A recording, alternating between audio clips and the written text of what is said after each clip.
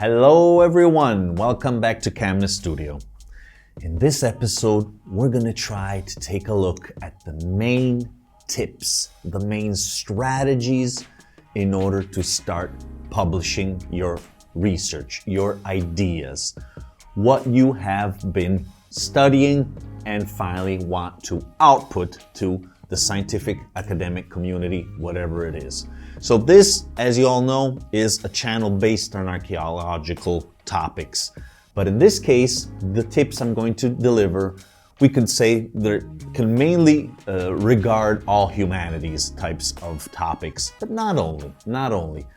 Who wants to try to publish their own material, their own data, can easily follow these tips to start going towards a higher level. Are you ready? Let's go.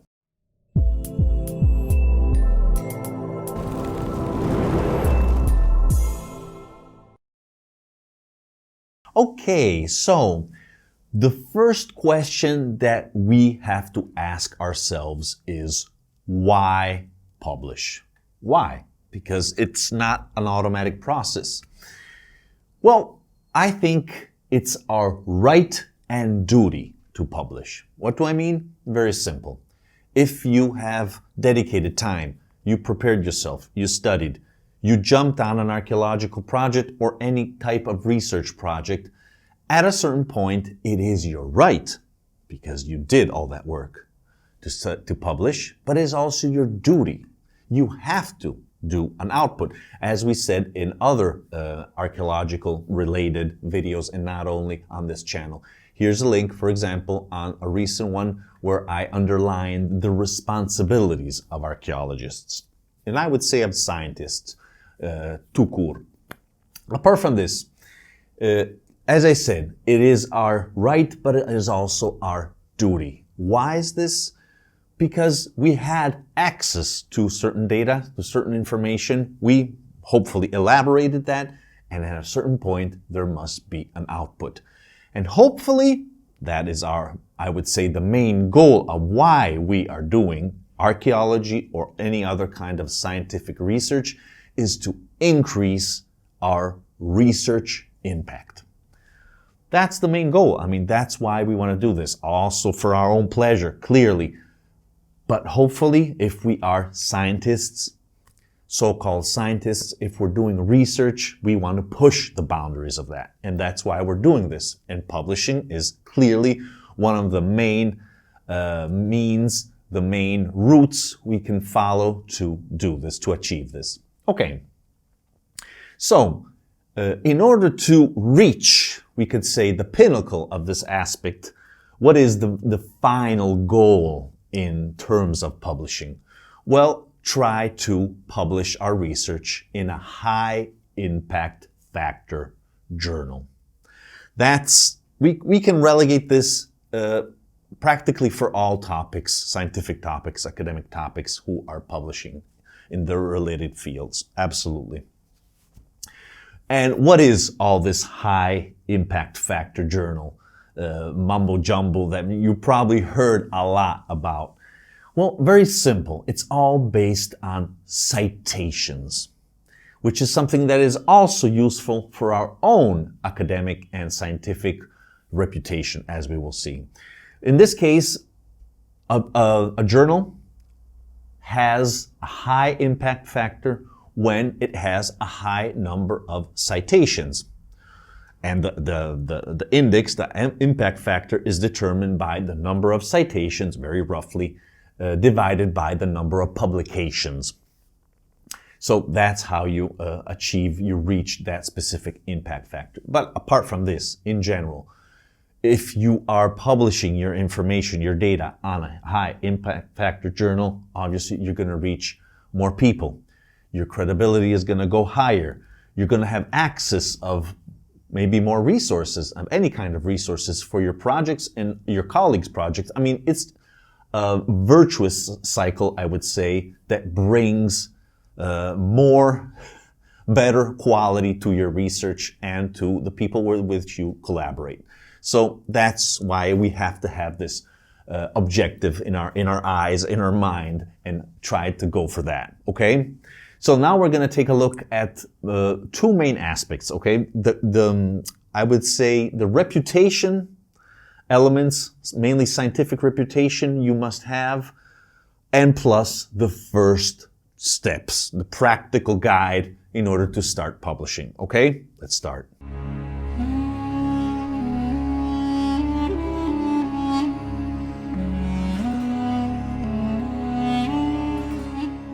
Okay, I want to go through now 5 main aspects related to reputation. Mainly we could call it scientific reputation. Why is this? Because maybe we could say, unfortunately, you do need a reputation, something that talks for you in order to proceed towards better publications, to deliver also and have access to a quality position, quality projects, and thereon. That's why I was talking about a virtuous cycle, because a good thing determines another one, which in turn determines again that first one, a better quality of that first one. So that's why it's important, I hope this is clear, a good reputation, a high reputation, scientific reputation. What am I talking about mainly? Well, first of all, you have to have a degree. It's not mandatory. I mean, there are isolated cases of people who do publish, who do have an impact, even though they do not have a degree. Very, very rare. Probably something happened along their life which brought them in a special situation who gave them access to that, okay? So it can't be a model. The norm is to have a degree. Minimum, I would say, an MA. But if you want to have the correct way, a high impact factor from this point of view is certainly a PhD. You need a PhD to advance your hypothesis and grow, scientifically grow, I would say. So that's one point. The second point is a position at a certain point. Obviously, if you're starting to publish, you're probably not having that. But also a PhD candidate is already actually a good position because you are at the beginning of your research. So that's normal. Obviously, you're not going to have access to the top high impact factor journals. No, but that doesn't matter. That's a process. That's a stair that we're slowly climbing up. So that's not fundamental. We do have to have in mind, though, that this does have an impact. I mean, if you do not have any affiliation, any relation, it's going to be more difficult. Again, it's not mandatory, but it's going to be much more difficult to communicate your information. Unfortunately, that's the way it is. Another fundamental element is that you should participate, you should be a part of a scientific or more projects. That's how you get in contact with people. That's how your ideas start to go around. So it's, again, it's a cause, but it's also an effect, okay? That's why it's important also to somehow start to join a research project, which can also just simply be the excavation of your university, and then slowly try to expand that. Last but not least, which comes from publications, obviously, it's the citation aspect, the citations that we said before. That's going to increase your credibility, your scientific reputation. And obviously you're going to say, yes, but that's why I'm watching this video. I want to start to publish. And now you're telling me that I need citations to start to publish? How can that be? That's a paradox. No, obviously, that is true. It is a paradox. But clearly we're talking about the first steps in publication, which will give you the first citations, and these citations in turn will give you access to better publication, better publishers, and things like that, okay? That's why I had to put this in terms of reputation. Okay, now we've done this first part. Let's start to see the first practical steps, okay? Let's proceed. Okay, we're going to take a look at, I would say, 7 main steps, tips to follow to start to increase your impact, to start to publish. Well, first of all, the first tip I have to give you is that you must use your material that you have studied, that you have researched for your thesis. Yes, your MA, your PhD. For example, I was able to publish my MA thesis. That's not very common, actually, not because I'm good or who knows what. It just happened. It's a combination of aspects. I had excellent material that I was researching. So this is just to say it's not impossible, but usually it takes place at a later stage, more while you're doing your PhD. That's the norm, actually, but not necessarily the rule. Okay, so you have to use that information. I mean, you're an expert in that, and you can do a monograph, a volume of that thesis. Obviously, you have to change it and publish that. Or be careful, or you can do articles from that. That's I would say, a standard procedure to extract a few of the main, most interesting, most important topics from your research, from your thesis, and expand them on some articles, which may include new data also, obviously, because if you're expanding it, and that's already giving you a lot of material to start to work on. And you're going to start to do your first publications that way. Okay, but where, Guido? Where do we have to do it? How? Don't worry. Okay, let's start to give you a few tips on how and where. One important tip, I would say the fundamental way to start to publish, is to participate to conferences, to congresses where they are having their proceedings, where they are publishing the papers. Now be careful. If you participate to a conference, that doesn't mean that you're automatically going to publish your paper. In some cases, yes, but it's very rare, and that's already an index of low quality. No, but you have the option to do that. You can, if you come and present your work, discuss with others. That's why you're participating through a conference. Then afterwards, if they have that in mind, the organizers, the institution that is promoting that conference, then the second step is an evaluation of that paper that you created, that you presented, obviously ready for publication. You create it, you send it. There's going to be an evaluation, and if you did not write complete garbage, you're probably going to be published. Only in rare cases there's going to be a peer review, a very strict selection. What is a peer review? If you don't know, very simple. That's also part of the high impact factors journals, impact factor journals. When an article is sent out to other researchers, usually of that type of topic, that type of subject, who usually blind, so that means they don't know who wrote the article, and they have to review it. They have to read it, and in the end, take notes, understand if what is there in that article is suitable, is sufficiently good to be published, to proceed to the second step of acceptance or rejection, unfortunately. So that's an important aspect of peer reviewing of high impact factor journals, and that's something that can take place also for proceedings in a conference, though very rarely. So that's our first step. I would say it's a good way to start to put your first little manuscript, your first little paper in a volume. The impact factor of that type of publication is low because usually it is not peer reviewed. So you have to be careful of this. But it's normal. I mean, you're starting to do this. So no problem. That's good. Let's proceed to the next point. Okay, my third suggestion is to keep your eyes open, your ears open. Check the forums, check the mailing list. Learn about the opportunities in your university or other universities. If there are call for papers, obviously for a conference, but we already touched that. Call for papers for example, new journals.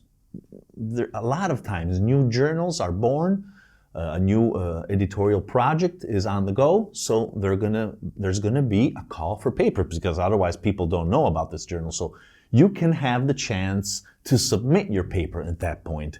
And chances are that if it's a newborn type of journal, they're not going to be so rigid and strict in selecting the papers. It depends, clearly, and you'll have that sensation while you read the call.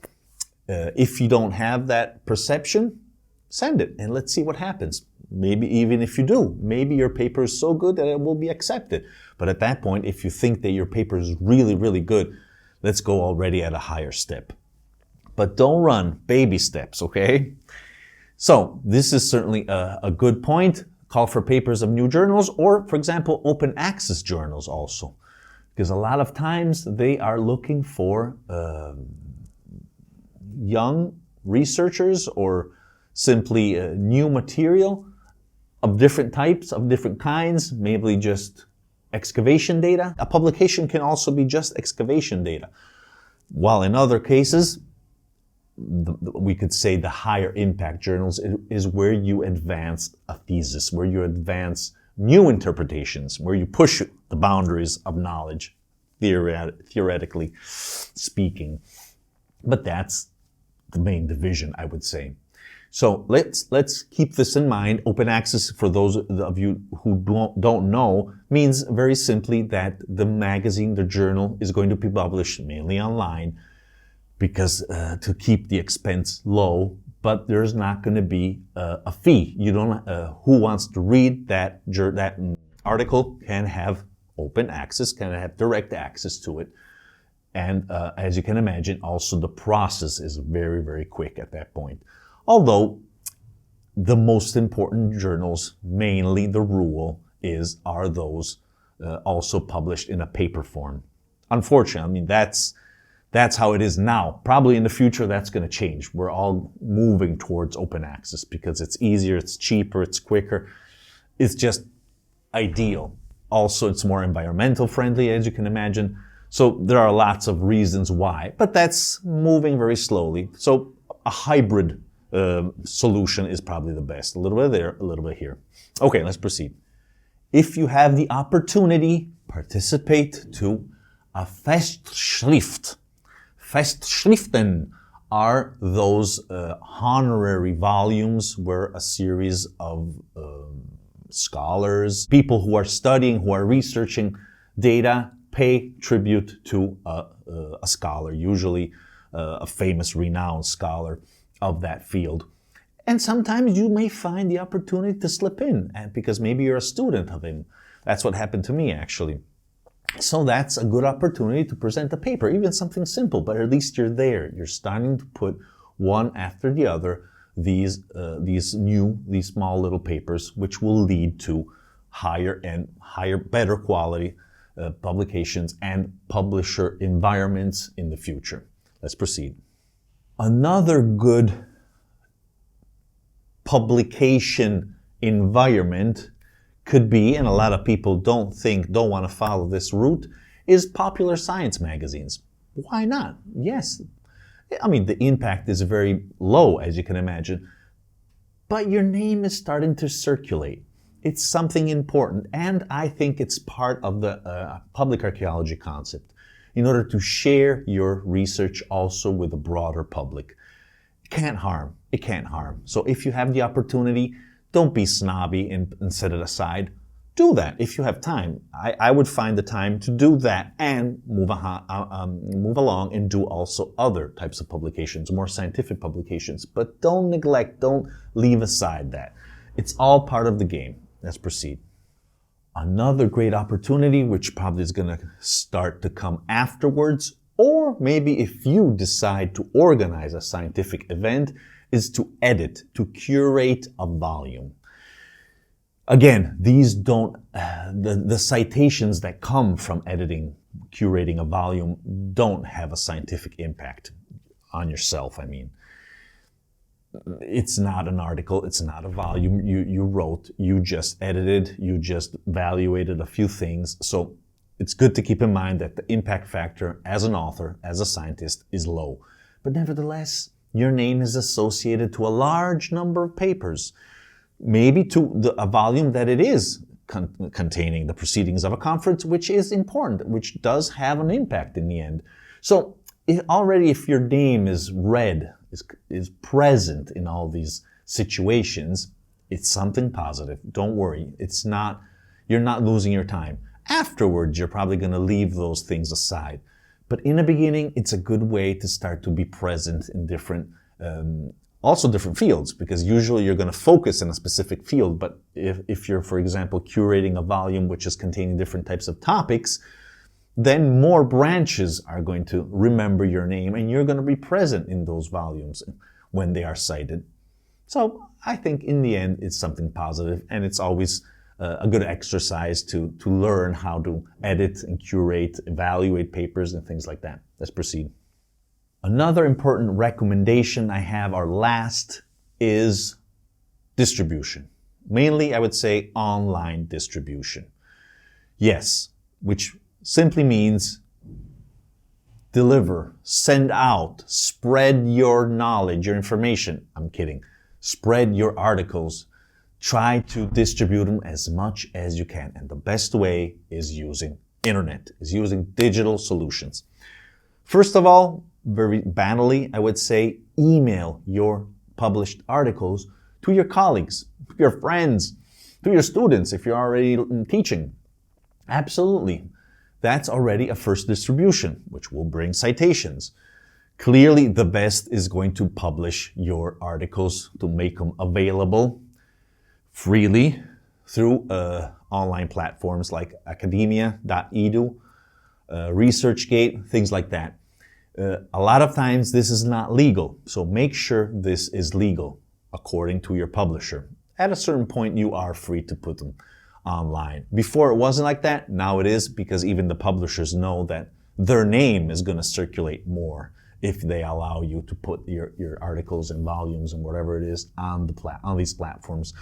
So just make sure you're doing the right thing, you're legally doing the right thing, and then go ahead, because that is important. Also, because at that point, a lot of people are going to have access to, even if they wanted to buy a physical copy, they can't. For example, I don't know, in a very remote and distant country. That way, it's very easy. If they have an internet connection, they can read you, understand your information. That's your research impact is going to increase and have more citations. And as I said, you're going to have access to better projects, better position, better publications itself. And in fact, we're reaching our final goal to achieve our small little place in a high impact factor journal. That's the closing of this circle. Okay, I hope this was clear. These are the main elements. Obviously, there are many more that we could discuss. Maybe we'll do another video. In any case, if you have questions or comments on this, please put them here below. We are all interested. We can learn from your own experience. Thank you again for watching, and remember that understanding our past explains the present and defines our future. Thank you. Hi guys, if you want to discover more about archaeology and our ancient past from a different perspective, make sure to click on the CAMNES logo here below. And don't forget to turn on the notification bell so you will never miss an episode and join the archaeological community in search of the truth.